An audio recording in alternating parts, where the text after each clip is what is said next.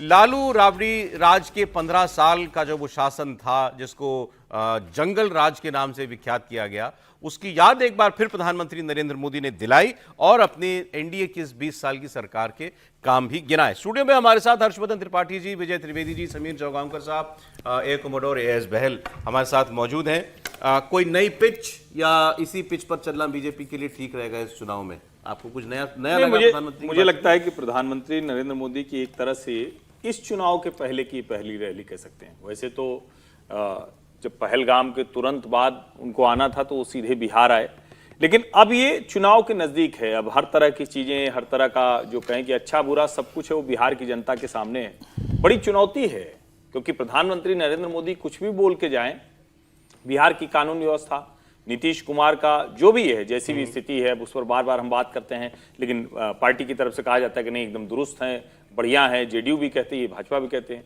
इसके बीच में नरेंद्र मोदी गए और वो अपनी पिच पर बहुत, जिसको कहते हैं कि उससे वो टस से मस नहीं हो रहे हैं। उनको ये लगता है कि सब के बाद यही वाला जो डेवलपमेंट वाला एजेंडा है वो उनको जिताएगा। और दूसरा, लालटेन का डर, यानी लालटेन रोशनी नहीं है, उस लालटेन का डर लोगों को वो बताएगा कि क्यों उनकी सरकार नहीं चुनी है, यानी तेजस्वी यादव की सरकार नहीं चुनी।